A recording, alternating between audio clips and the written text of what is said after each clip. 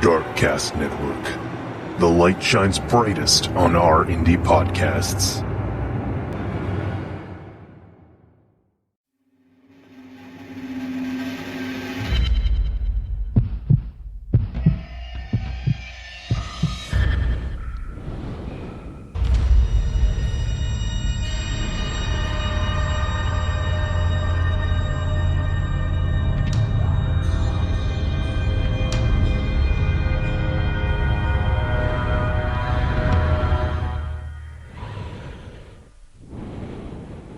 Welcome to Brew Crime, the podcast where we drink brews, talk crime, conspiracies, or whatever catches our attention. This is Mike and my co-host. It's me, JT.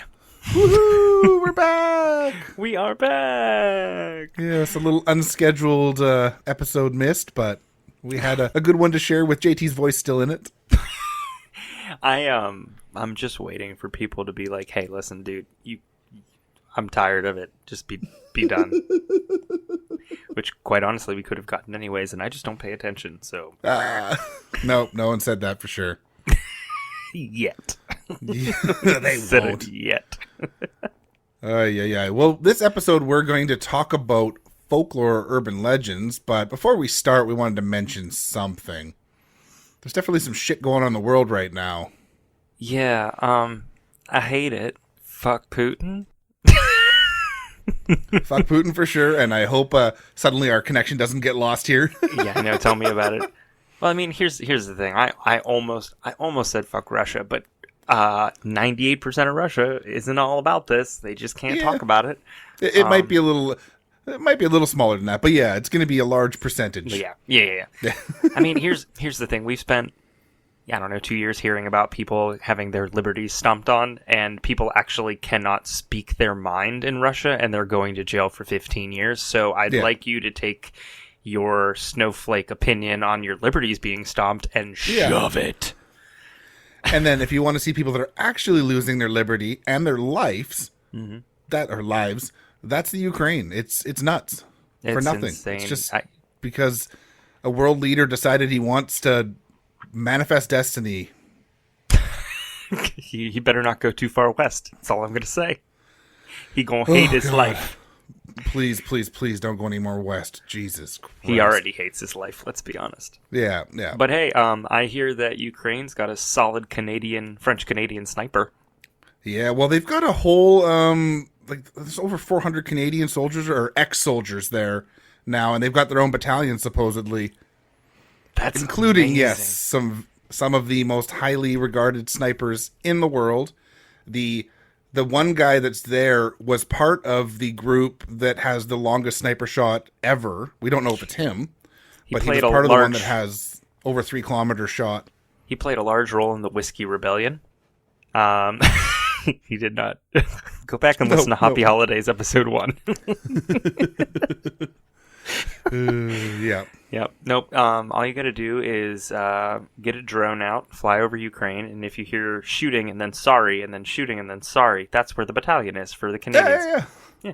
This is And the worst. if you're into mean. beer, you should take a look around. There's a bunch of breweries from the United States. There's a couple in Canada. There's a couple around the world that are now doing collaborations with that brewery in the Ukraine. I forget how to pronounce their name, but they're the ones that had to change their production from beer to Molotov cocktails.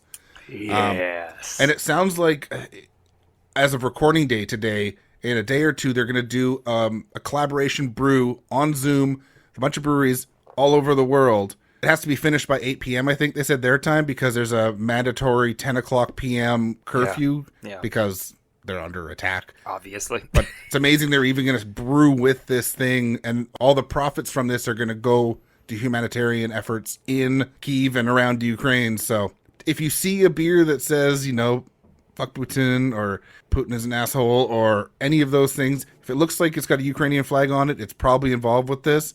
Take a quick peek, and if it is, grab it, and you're, spending your money on a good cause. Absolutely. There's a website that I follow that does reasonably priced downloads and games, and they were giving away like a pack of like 900 games for like $10 or whatever you wanted to donate, and it all went to Ukraine.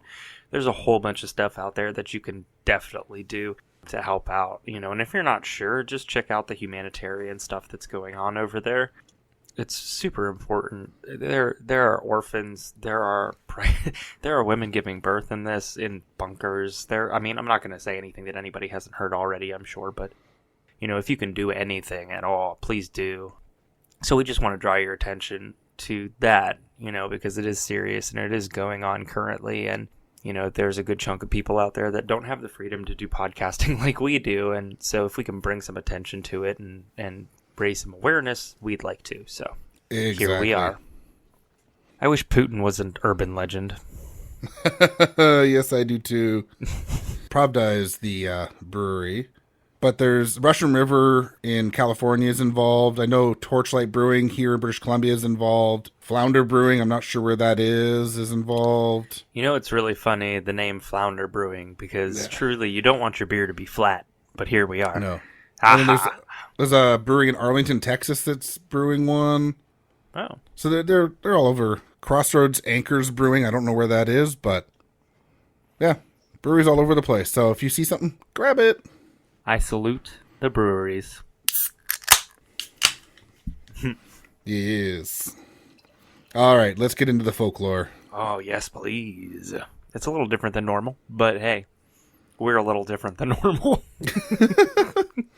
Absolutely. I'm going to start out today. So this is actually a local folklore, or, whatever. So the title is Truth or Fiction. This is the story of Slumach's gold mine. To pair with that, I've got a beer from Barkerville Brewing Co. And for people that don't know, Barkerville is a ghost town, was a gold rush town back in the day. Now it's just like one of those museums where they have actors and stuff. That's fair. But I think it's about an hour drive from there. There's a town or city called Quesnel, and that's where Barkerville Brewing is located. All their beers have to do with like gold mining and gold panning. And this one's High Stakes Imperial IPA. So go big or go home. Kind of thought that fit in a little bit with gold mine. I do like that a lot. And I like the concept of ghost towns, Yeah. They're so cool. This one is definitely a super, super hazy, kind of an orange color. Bit of an off-white head. Interestingly, it smells a little more like an English IPA. It's got a little more malty backbone. It's still got stone fruit on the nose, but it's not usually what I expect from like a hazy IPA. What did I say? It is 8% alcohol. On the flavor, it's got some bitterness and pith. Definitely stone fruit, a little bit of tropical. And then it's got a lot of notes of malt that I'm not used to these days. It's nice, though. It's a bit of an old world hazy IPA. You all, I know that this is an audio format, but you haven't lived until you've seen Mike describe a beer. At some point, we need to just record that very brief moment and pop it up on like Instagram, because there is no moment like a Mike reviewing a beer moment. Well, if you want to see me review beers, just check out my other show, Pacific Beer Chat. That's all we do is talk about beer. That's fair. All right, let's get into it now after I have one more sip of beer. Loosen the old lips. Yes. Slumach was an indigenous man who died an elderly man on January 16th, 1891. I cannot find an exact date, but on September 9th, 1890, he was estimated to be 60 years old, meaning he would be born around 1830. A little while ago. Just a little bit. From what I can find, he was born in what was then known as Snignymo. I think that's how you pronounce it. I'm not sure. But that is now the city of Nanaimo on Vancouver Island, to a father that was of Katzie First Nation descent. Mm-hmm. So Katzie First Nations are found in the Fraser Valley, with one of their reserves at the base of Pitt Lake. That'll come into play later. Okay. Currently, they seem to have 5 reserves, with many being in Maple Ridge, as well as one on the shore of Barson Island, and one I mentioned at Pitt Lake. Slumach had a reputation as a scary guy, and so did his brother. Slumach was said to have murdered many people in the Nanaimo area and had the reputation of a desperado. So when you say scary, you mean fucking frightening. Yeah. Jesus. He's like the Bonnie and Clyde. Well, he's like the Clyde of the North. Well, we consider this the South. He's like the Clyde Southern of the Canada. South North. Bloody Americans. Bloody Americans. He would be caught killing an indigenous man and realize he would have to flee. He seemed to be in his canoe at the time, and he would be shot twice and would play dead in the canoe. It's pretty easy to play dead when you're shot twice. I can't imagine your getaway car being a canoe. 1800s. It's true. Getaway canoe. I like it. Yep. Remember, no one else has a car, so... They never expected the Spanish Inquisition. They never expected the getaway canoe. Yeah, it's true. There would be an opening, and he would dive out of the boat and start swimming like mad. Of course, the article I read in 1926 had many racist comparisons to animals in the river, but I'm not going to go there. Wrong. Yeah. He would make, and like I said, that was coming from a newspaper article in 1926, so big surprise, right? Yes. Yeah, I'm guessing they didn't compare him to the Loch Ness Monster. No. He would make his way to his brother's lodge, or house. The two would talk, and in the end decide it was a good idea to escape from Vancouver Island, where they were living. They would make the long voyage over to the mainland, and I have to assume this was a real chore in the late 1800s, as even today, it is a long ferry voyage from Nanaimo to West Vancouver. According to VancouverIsland.com, the distance the ferry travels is 30 nautical miles, or just over 55 kilometers, and it takes an hour and 40 minutes to travel by ferry. They were on the water for a long time. Mm-hmm. Now, I mean, it could have been in a canoe, they could have been in a bigger ship, but still, right? Yeah, I mean... It's not easy. You don't want your arms to get tired halfway through. No. I don't know anything about that waterway, but I'm guessing it moves.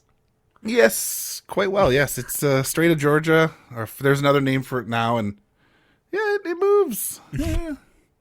Or I think it's also called the Salish Sea now. Oh, that's clever.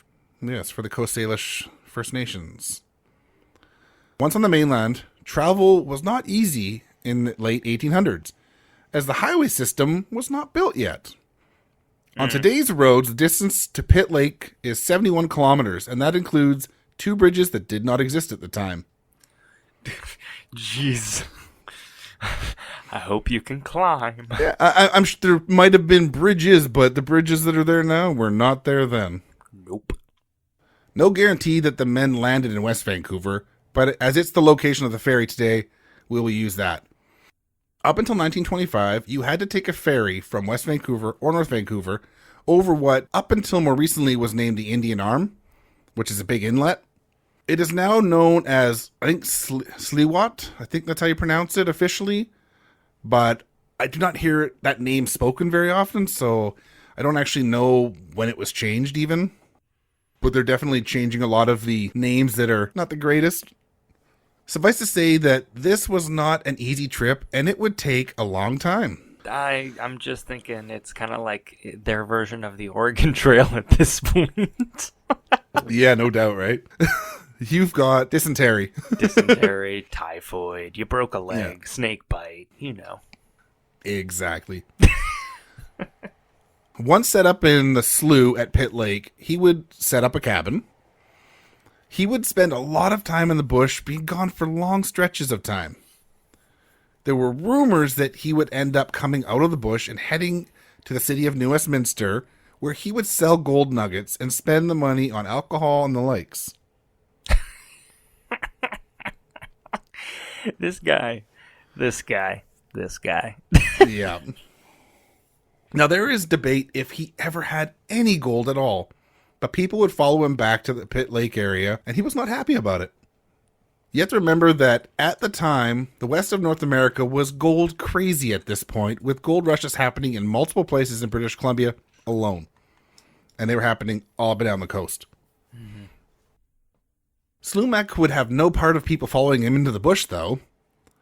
Luckily for him, he was slippery when he was out in the thick forest of Pitt Lake.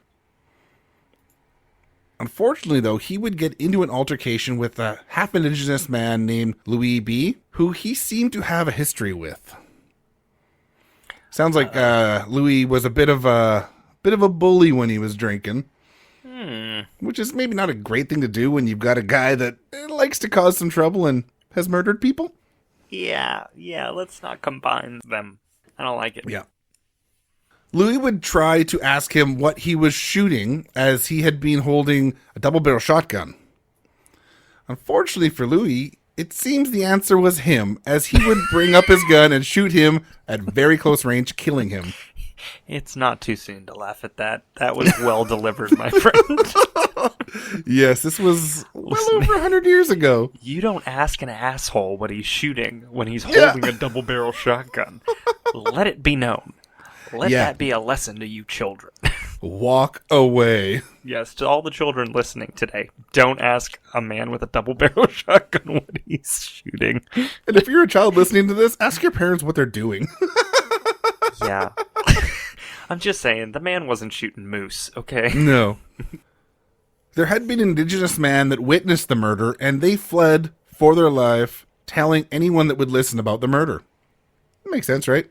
Mm-hmm. You can't just call 911 back then. What's the number for 911? 119. Is it 911 in Canada? Yes, yeah. Ah, solid. He would then take his body and put it in a canoe and hide the body in the waters of Pitt Lake. As many a serial killer have. Yeah. An Indian agent, which was, a police for indigenous people back then, an Indian agent would catch wind of the fact that he took the body and would get to the reserve to search for Louis B.'s body. The body would be found and the agent would be made aware. Once the body was in Westminster, there would be a coroner's inquest. And this is a quote from the Daily Columbian on September 11th, 1890. Hit me. Yeah, and September 11th. Conspiracy! Yes, that's exactly why they picked it. Yeah, hit the twin canoes. I shouldn't laugh at that. But that was well said.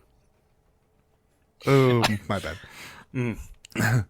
Dr. Walker performed the post-mortem examination and found the bone of the upper left arm to have been shattered by the passage of a ball, which had entered the side of the deceased, fracturing the fifth rib, penetrating the right side of the heart, and tore the lungs. Yeah, he was done. Yeah. The bullet was found embedded in the right lung. Death, in the doctor's opinion, must have been instantaneous. I love doctors that state the obvious. Yes. Well, that's kind of his job at this point. That's true. Hey, it's my impression that he's dead. Yes.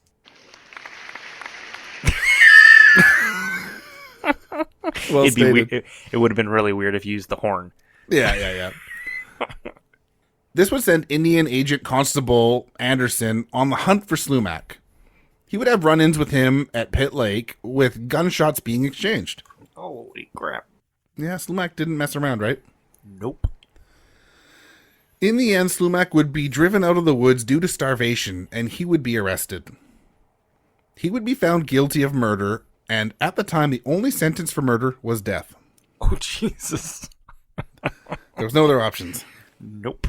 That's it. You dead if you killed. Yes. And of course, he's indigenous too, so... Yeah, that unfortunately made it an easier decision. Yeah. So, and I mean, there was no doubt. He would be hanged on January 16th, 1891. It is rumored, though, that just before he was hanged, he muttered the following quote. Nika memloos, mine memloos, which loosely translates from the Chinook language, when I die, the mine dies. So, rumored that he said that. When I die, the mind dies. No, mine. The mine. Oh, see, that makes more sense now. Mm-hmm. Interesting. Wow, that's actually kind of that's foreboding. Who knows if he actually said it, but that's what it's rumored. I'm not going to say he didn't. Yeah. So in 1972, Slumach's grandniece, Amanda Charnley, was asked about his gold, and she heard from her father that, yes, he had found gold, but, quote, from a Maple Ridge news article, What he found there was a far cry from the untold riches the stories talk about. Miss Charnley remembered her father telling her that Slumach did not find more than $27 worth of gold in his whole life.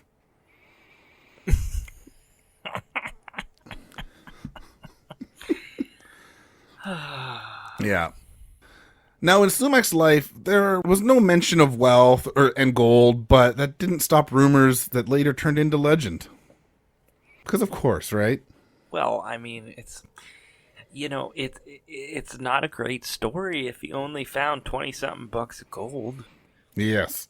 He had to have found a bunch and hidden it, and that's kind of how it has to happen. Yeah. So there was a California prospector, W. Jackson, that headed up to Pitt Lake Valley searching for gold in 1901. There's gold in them there hills. Yeah. So when he came out of the bush after the search for gold in the Pitt Lake Valley, he was looking close to death when he arrived back in New Westminster. So it didn't go well. It's rugged as fuck up there. I've done some hiking up in some areas that you have to canoe or kayak or canoe into. Yeah. You got a canoe. He would end up getting back to California and would send a letter to a man named Shotwell that said, quote, bedrock that is yellow with gold, and the discovery of nuggets, some as big as walnuts, and some containing quartz. Jackson noted that the nuggets could be found in the millions, far too many to be able to carry back. The miner claimed to have taken as much as he could and buried the rest under a large tent-shaped rock. There it is. Yeah. So the letter ended with a vague description of the gold's location, where Jackson instructed Shotwell to go 20 miles north of the lake and look for a stream full of white water that has no obvious entrance or exit. I have a really bad taste in my mouth from Oak Island, and this is what I'm feeling is about to happen. I feel like these guys are going to give up and move over this way.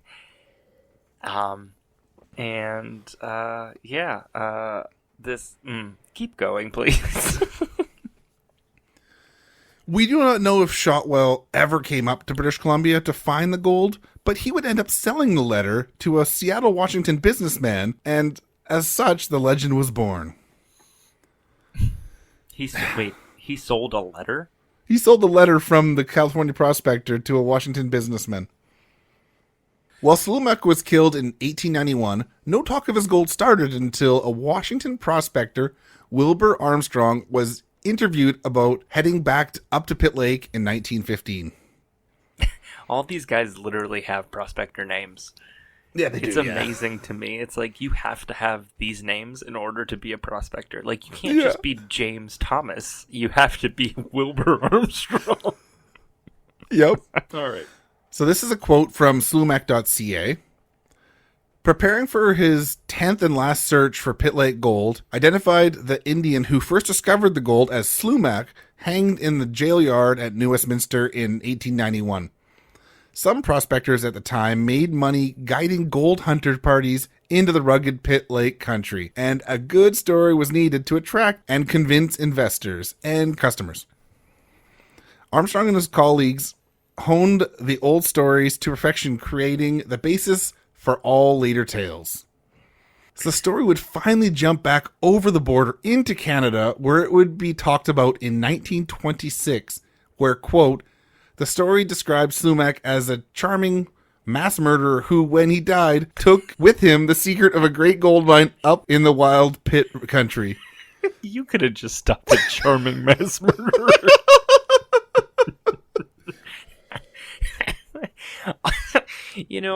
Here's the thing. Business is business is business is business. And that's what's going to happen if there's even remotely a possible buck to be made. Or loony, as the case might be. So.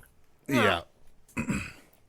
Racism would change the story up with a new spelling of his name, saying he was a half-indigenous man from Manitoba and was a violent character that murdered people and drowned their wives, all while mining gold. Yes. Dude, I can't. The story just goes further and further. Yeah. He was said to throw gold the size of popcorn around like it was nothing. Oh, Orville Redenbacher. I get it. That's another prospector, I'm sure. It sure is. He was prospecting those kernels. Yeah, but all these stories would start a gold rush up the Pit Lake Valley. Every summer, like clockwork in the 1930s, men would head up the valley and hunt for Slumach's gold. Of course, this is a very rugged area, even today, and many of these men never made it home. This is what happens when men are trying to overcompensate. Yes. A man named Robert Volcanic Brown had been a well-respected prospector that would find many mines in the Kootenay region in the southeastern corner of British Columbia. Yes. Tell me, please tell me you're gonna explain how he got his name. I don't think I did. I think it was, I forget why. It was a nickname that he got. I can't remember. Volcanic Brown. I did read about it, but I didn't add it. Is he related to Bad Leroy? Maybe. That's actually his real middle name, right? No.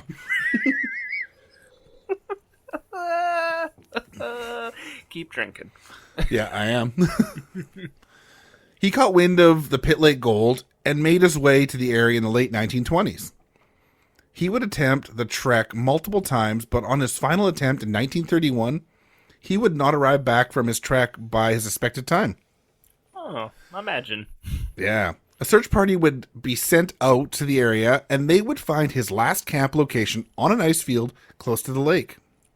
All of his possessions were there, including a jar with 11 ounces of raw gold. So you'd have to assume you would never leave your entire camp and the gold without intending to be right back, but he was never seen again. Joke's on all of us. He brought the gold with him. Did he find Slumach's? It was his baby. He brought the gold with him. It was his Maybe. good luck charm. So did he find Slumach's gold? Could he have been cursed to death?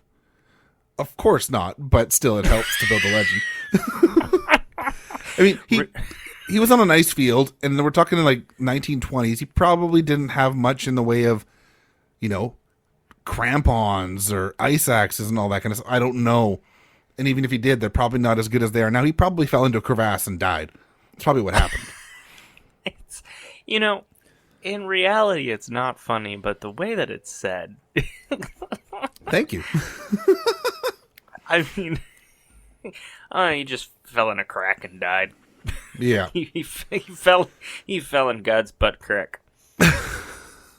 Yep. In the late 1970s, a man named Stu Brown claimed to have found a stream near Pit Lake that was ankle deep in gold nuggets, but of course, he could never find it again. It's not that simple. Okay, keep going. Yeah. Hunting for the gold is still a pastime today, but things have changed, and the riches, even if found, will have to stay where they are. Unfortunately for gold miners today, most of this area that is thought to house the gold mine is part of Pineconeburg Provincial Park and Golden Ears Provincial Park, and mining and panning for gold is illegal. If they catch you. As BC Parks likes to say, take only photos, leave only footprints. And that's the end of Slumach's gold. Listen, what assholes leave footprints? Be better, people. Be better. True. I respect the phrase. Yeah. No, yeah, it's an important one. But if I find the gold, I'm going to take it, cross the border, and keep it to myself where I found it. Yeah, no doubt. I would just say I found them somewhere else. Right. I found it in my backyard. Yeah. Why are your pants falling off? My belt's really tight, but I don't know. I don't know, man. I don't know. You know what? Can you imagine if mining for gold happened in the 90s, where literally it'd be prospectors, but they're the best thing that they could bring with them on their trip are a pair of Jinko jeans with the massive pockets.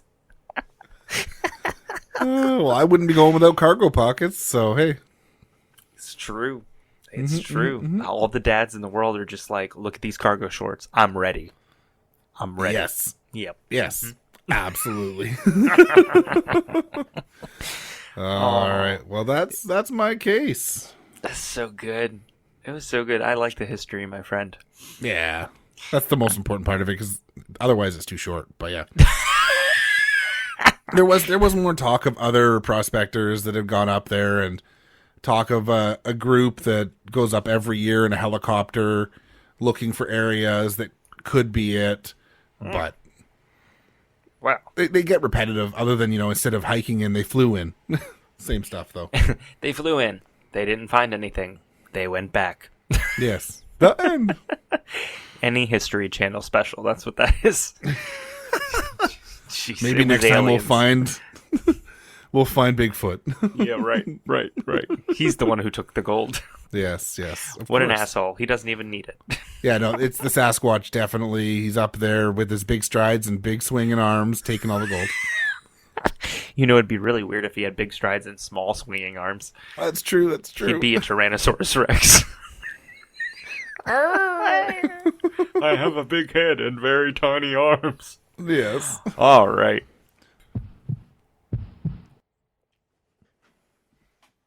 Well, mine doesn't have as much history per se, but it did happen further back in the past. This is indeed... Or did it? Yeah, right. Could be happening now. My urban legend is the Bunnyman Bridge. And it's fairly local to me, actually. But before I get into it... Yeah, right. Hop. But it's fairly local to me. And before I get into that, I kind of want to talk about my beer, which I drank during Mike's story, and I moved on to another beer. But that's okay. That doesn't matter. One of my favorite beers right now is Wild Little Thing by Sierra Nevada. And it's a slightly sour ale. It's 5.5% alcohol. And it's got, I almost said it's got malt. Well, duh. It's got 2-roll pale oats and wheat, Cascade hops, ale yeast, and it's got guava, hibiscus, and strawberry natural flavors, or flavors in general. It's really good. I like it because, it doesn't make you pucker, but it only half makes you contemplate your life choices. But I like that in a beer. So, here we are. Everybody by now knows that I can't describe beer, so we're just going to leave it at that. Just got to study. That's all. He's got to study. Yeah, I know. All right. So sweet dreams are not made of these, and anyone who says otherwise, I disagree. Don't visit the bridge within the trees. The bunny man is looking for someone. That was awesome. Just like my budding parody career, this story is an absolute nightmare. And one that, it may have gotten out of control. There is some credence to it. While teenagers and storytellers embellish, there was some possible truth to the initial report. And we will talk about that. So this happens in Fairfax County. And Fairfax County, Virginia, which is probably about an hour and a half from me, north, was a sleepy little town of 455,000 in the 1970s. I mean, it's sleepy compared to what it is now, which is over 1.15 million, right? Oh, yeah, that's a huge change. Mm-hmm. Might I add, there's not enough infrastructure to support that. The traffic is miserable, and if this was the population back in the 1970s, I would say that this was definitely a made-up story created by a really lonely and bored human being in their car while on the highway in standstill traffic for hours. I guess it's to be expected, as it's just to the west of Washington, D.C., but still, it's Les Miserables. Yeah. That's for, all the Toronto folks listening. That's the only French I know. Okay, so... And Toronto doesn't speak French, so hey. Oh. You think of Montreal? French? Montreal, that's what I meant. Quebec City? The actual French names, yes. Those. The ones from Quebec. How long do I have to be directly associated with Mike to actually understand the geography of Canada? It's a great question. Decades. Apparently. Don't worry, because I have the same problem with the States for the most part. That's fine. I accept that. It's weird here. So I used to have to drive up to Fairfax to my former job's administration offices to teach classes. And if I didn't leave at 5 a.m., I wasn't getting there on time, and I was going to be caught in serious traffic. So no matter when I left in the afternoon, evening, I was going to be caught in it as well. But here's the crazy thing is that the Bunnyman Bridge is actually like 5 minutes away from where I used to teach. Oh, wow. I had no idea. So all I can say truly, in terms of traffic up there, is it's a good thing I'm into podcasts and audiobooks, because what the hell? Yeah. For everybody out there, I hope that you don't have leporophobia, because this story is not for you at all. What is leporophobia? Okay. I'm glad you asked. It's the fear of rabbits. Oh. It's uncommon. But look at its sharp teeth! It's got 3 pointy teeth! Don't think I didn't try to implement Monty Python jokes into this. I tried to... It was too obvious. People would assume that of me. I tried not to do it. Okay. Oh. So that fear is uncommon, but it is still real, and it's usually obtained by people who are young, especially if they were attacked by a rabbit. But here's the thing, right? Before we go and give rabbits a bad name, they rarely attack others in a way that causes an immense amount of damage. Yeah. People who or have any this, damage. Right. People who have this phobia, they find rabbits unsettling. All I can say is that you should just be glad you don't have pascophobia, which is the fear of Easter. I don't have a fear of Easter. I'm not a big fan of Easter. I was going to say Mike. What's the fear of Valentine's Day? Because that one's just a scary holiday. It's Is there actually? There's got to be one. Mass conglomeration phobia. I don't know. Yeah. Hallmarkophobia.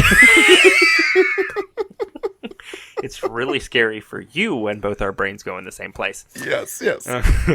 So, what is the legend of the Bunnyman Bridge? I hear you screaming from the rooftops that you want me to explain this. Tell me! Well, I mean, this is a podcast, so I can't hear you, so I'm just going to assume you're screaming from the rooftops. Yes. So, on Colchester Road, below a parallel set of train tracks, the Bunnyman Bridge lay. Cracked paint covers what used to be what I can only assume was beautiful brick. The bridge looks to be no more than 25 to 50 meters long, but it's just long enough that there is a dark, shadowy section right in the middle of it. And this isn't your squared-off tunnel either. It's arced at the top. It looks to be stone all the way around, and it also looks to be no more than 10 to 12 feet tall, which is my best guess considering I have but a photo to go off of. Yes. And it's only one lane. Dun. I know. Another part that's disconcerting is that it's located within a densely forested area 13 minutes to the south of Fairfax, Virginia. In fact, that section of woods might be the only larger section of woods in Northern Virginia due to the overpopulation and overdevelopment of the area. Wow. So the history of the Bunnyman Bridge, the story of this tale goes back way further than I had originally thought. I figured it was a lot like the 1970s, boo kind of story. Something to frighten the person or persons, I don't judge, you take out there to cuddle up close to, and you know what? I'm just going to stop there. We're not going to go any further, because we all know what you dirty people do in the back of cars. Yes. And I did. Who did? Whatever. Okay. You young children. You young whippersnappers. I didn't have a back seat. Okay. Yes. we had a bench seat. We had to have sex on the bench seat, and we liked it. Jesus. All right. So in 1903 in Clifton, Virginia, there was an asylum buried in the woods. Just, toss them our way and we'll keep them all day sort of treatment, right? Yeah, of course, yeah. So around the Civil War period, folks started moving to that area, and the population grew to around 300. Ooh. Dem's big numbers. Big city. Yeah. So those folks were actually none too happy about the asylum being there, and they thought it needed to move. And they... And it was there first, right? Right. They moved in. The asylum needed to move out. It's like people here. There's this development on Burke Mountain, and they built this new subdivision up on the mountain. People moved in and then started complaining about the gun club that's been there for decades. It's like, maybe do some research? And I mean, hey, the gun club's kind of annoying because I've done some hikes up in that area. It sounds like World War III, but still, it's been there for a long time. Too soon, Mike. Too soon. Oh, jeez. All right. So, yeah, they moved in, and then the asylum needed to move out. And like any decent folk, they started a petition. Although it doesn't say it, I bet nearly all the people signed it. Yeah. Did they have a trucker convoy? 19 1903. It was a horse-drawn carriage. Convoy. Yeah. Yeah. Not nearly as impressive, although that's not nearly impressive either. No, it's still pathetic, yeah. It's a bunch of lazy people just sitting in their trucks. I don't want to drive today. So the petition passed, and they built a new asylum called Lorton Prison, which is about 21 miles southeast of the bridge. A year later, 1904, and there was a bus taking prisoners to Lorton. The drive wasn't that far, but the driver swerved to avoid something, and the bus tipped, and boom, bad days ahead. This, by the way, is pretty much one of the opening scenes to a Halloween Michael Myers movie. So, sounds like it, yeah. Right. Many were hurt, but like caged animals, they found a way to escape anyways. They ran right on into the woods. And this was at night. But, the next morning the police began rounding them all up. It took about 4 months for them to get everybody. Well, everyone but 2.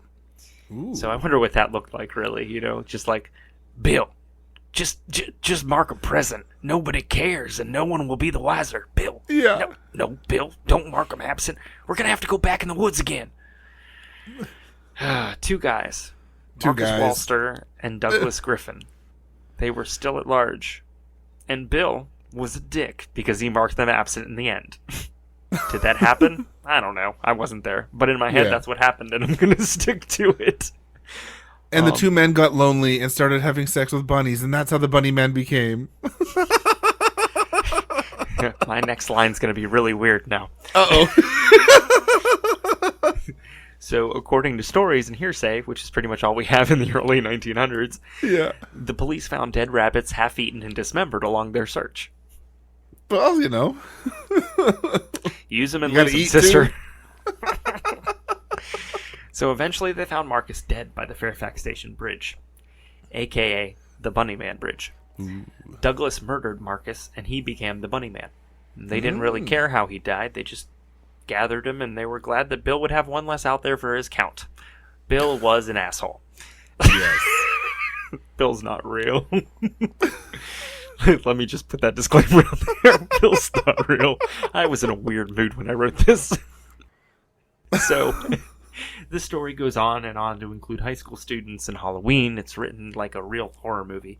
But this is the version signed by Timothy C. Forbes from Virginia. So, remember when I just told you all that stuff about all those things?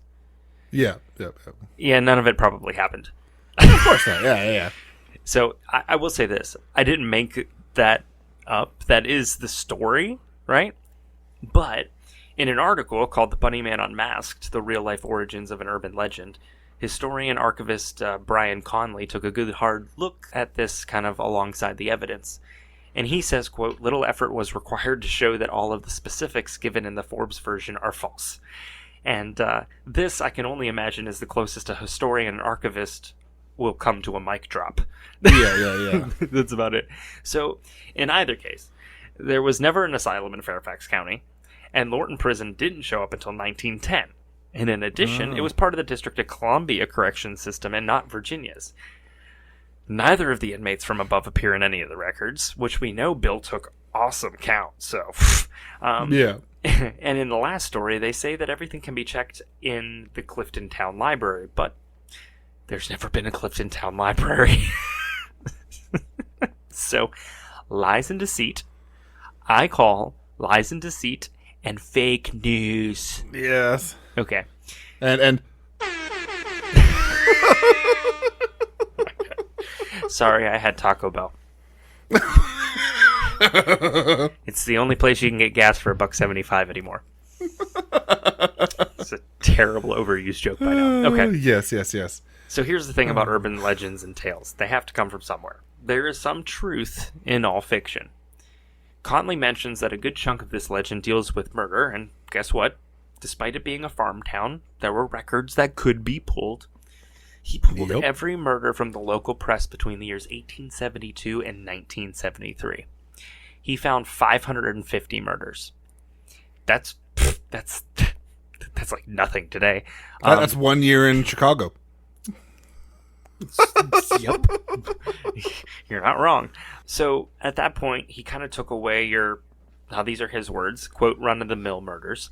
He focused on multi-murders and those that involved children, and this took him down to 3, from over 500 to 3. He investigated these murders and listed out they were Francis and June Holliber, February 1949, Minnie, Loretta, and Catherine Ridgway, March 1927, and Eva Roy, August 1918. And I would go through each of the murders, but Conley determined that none of these really exhibited anything remotely close to what the Bunnyman was. And this is something that Conley did extensive research on to figure out where the sensationalism stopped and the truth started. And he looked for 8 years, and he found a lead. Can I just make one correction? Last year there was 797 homicides in Chicago, so less than a year in Chicago. Oh, Jesus. God. Yeah. God. From 1872 to 100 years. Our laws were good. So in 1973, that is, the University of Maryland student Patricia Johnson wrote a paper about this. She interviewed 33 students from Prince George County, Maryland. They were between the ages of 15 to 18, because that's about the time that they learned about this. It was a tale that met urban belief qualifications, and the qualifications are that it takes place in an urban setting, it existed prior to her project, and it appeared in print as truth. And she got, out of the 33 students, 54 variations of the story. So in short, she found out that the Bunnyman didn't exist, right? Yeah. So Conley ended up going further and looking more into actual specific articles. And he did find an article that was titled Man in Bunny Suit Sought in Fairfax. And in this, they talked about somebody who was looking for someone who likes to wear a white bunny rabbit costume and throw hatchets through car windows. That's a scary furry. I would like us not to attribute one to the other. Oh, hey, there's neo-Nazi furries. So, hey. Oh, have you not fallen down that rabbit hole? Well said. Rabbit hole. I can't hole. imagine. I can't imagine Bugs Bunny with an Adolf Hitler mustache. I refuse. After this, to we're ruin going to go my down that childhood. rabbit hole, and I'll show you a link. Jesus. Right before we cover David Icke. This is brilliant. Yes. So, this story comes from basically a report that was made to police by an Air Force cadet and his fiancée. They were sitting in a car when a man dressed in a white suit with long bunny ears ran from the bushes and shouted that they were on private property. Then, he threw a wooden-handled hatchet through the front car window, and he skipped off into the night. My question is really, why would somebody make that up? I mean, well, we kind of understand that, but what I'm doing is taking the context of an Air Force cadet who has a lot to lose by filing a false report, right? Yeah. But here's the other thing. Police actually had the hatchet. So it happened. Something happened. Wow. But they had no other clues. And then I'd like to say, though, he didn't skip, probably. He would hop. Hop, skip, and a jump. It's the bunny suit. So another article 2 weeks later was published called The Rabbit Reappears. And a furry rabbit suit with 2 long ears appeared on Guinea Road. Guinea Road was the same place as where the Air Force cadet and his fiancée encountered this person. And the rabbit was wielding an axe, and he was chopping at a roof support on a new house. There was a private security guard that saw the rabbit standing on the front porch of the new house. And he said, quote, "I started talking to him, and that's when he started chopping." And the rabbit said, quote, "All you people trespass around here. If you don't get out of here, I'm going to bust you in the head." So all I could think of is the little bunny foo-foo. Little Bopping. bunny foo-foo, Yeah. jumping through the forest. Big scooping up the field mice and bopping them on the head. Yeah. The private Need a security bopping guard, sound effect.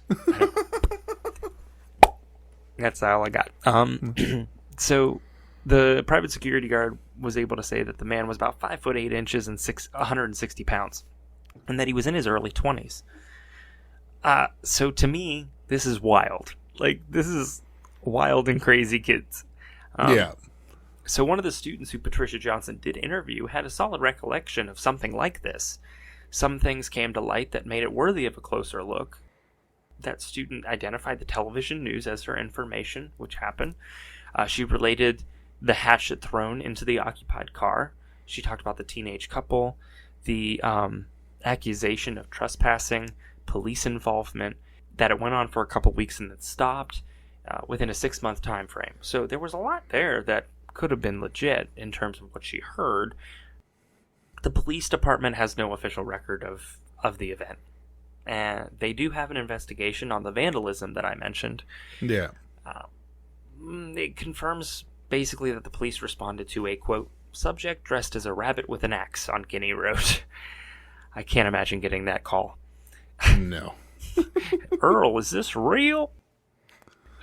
Just fire up the siren.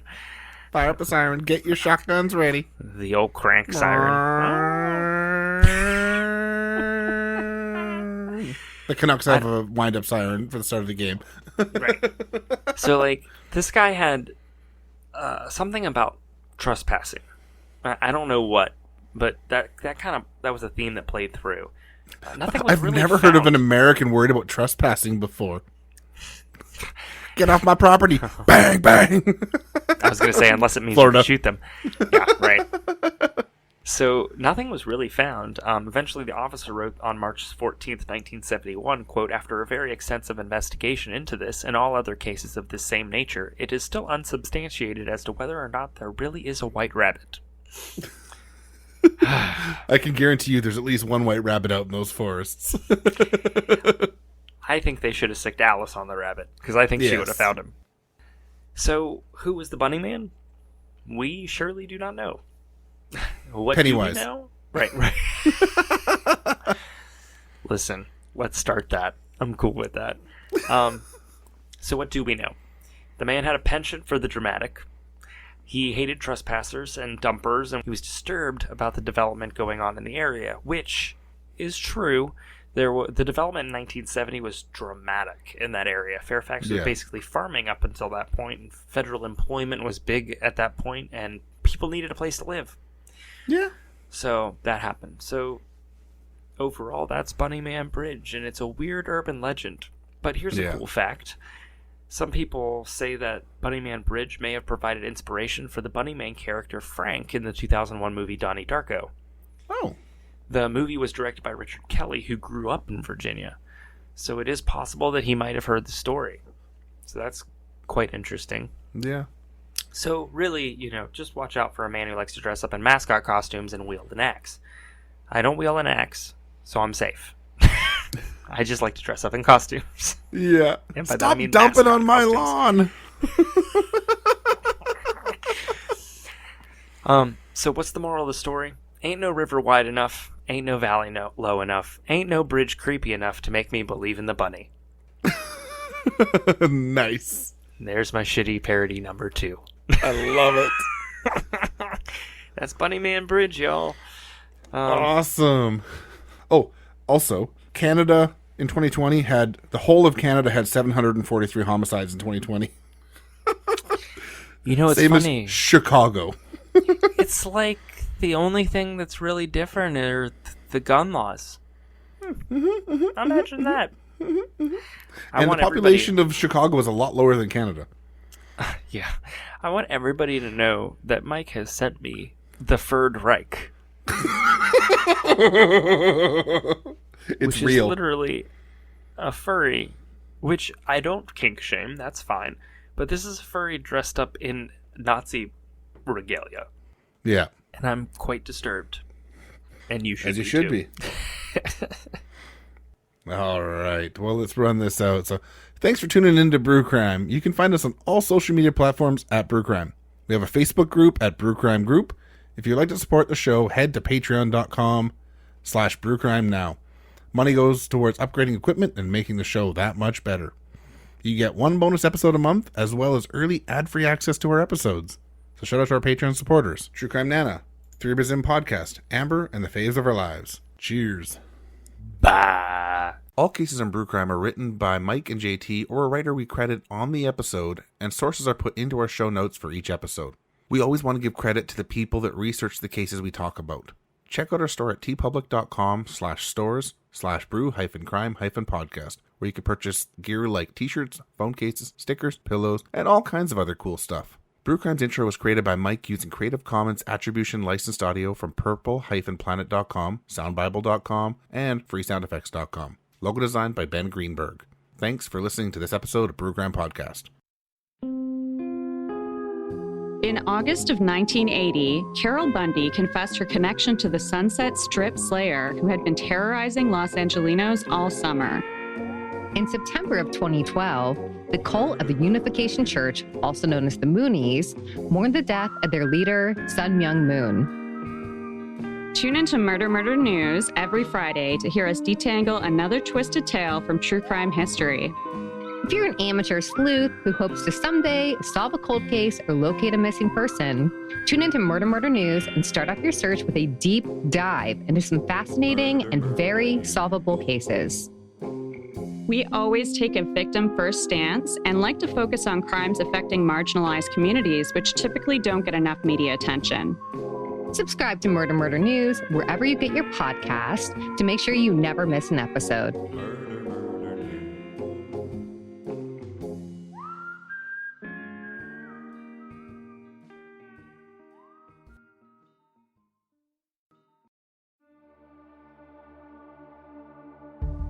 Hi, listeners! We have a podcast to share with you that you can go binge over 50 episodes right now. Every Thursday, we bring you a new episode filled with mysteries, conspiracies, and things that go bump in the night. I'm Holly Lauerman. And I'm Brooke Sasser. And we are the hosts of Curly Conspiracies podcast. The name of our podcast stems from, well, our curly hair, and the idea that conspiracies and mysteries are never straightforward. They take multiple twists, turns, have-nots, and take a while to comb through. We have some lighthearted topics such as Eminem is a clone, the Coca-Cola conspiracy, and even the Kentucky meat shower. Some more serious topics like April is Blood Sacrifice Month, the Johnny Gosh disappearance, and the Nahanni Valley mystery. We also have your classics like the conspiracies surrounding Princess Diana's death, Mothman, and the Roswell incident. Check us out on Apple Podcasts, Spotify, iHeartRadio, Spreaker, and anywhere else you get your podcasts. So, go get your tinfoil hats ready and check out Curly Conspiracies podcast. Flumax? Slumach. I was So, like, no time. Oh, oops. Oh, what? Oh, I see it only. Like I said, the reader mode is weird here. Or North Vancouver, over to what up until more recently was named the. I can speak. take two. It's my impression that the man is dead. Yes. This was. I thought you were going to hit the horn.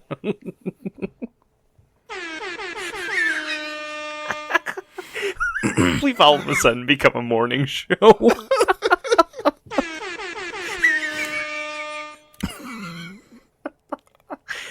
I love this show. Shit.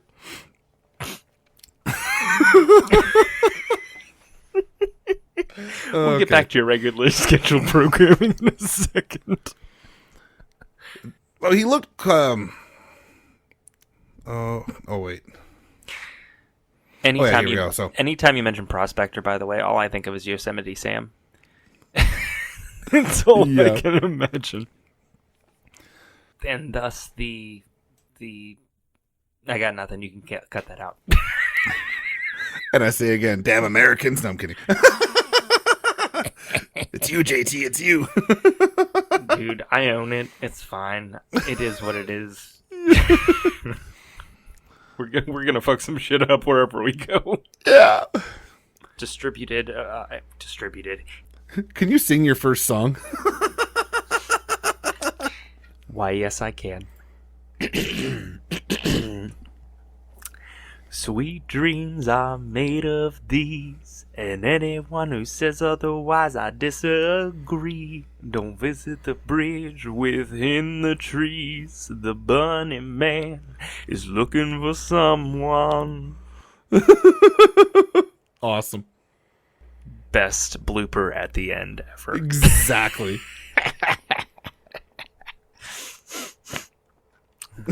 All right, I'm love gonna it. stop recording.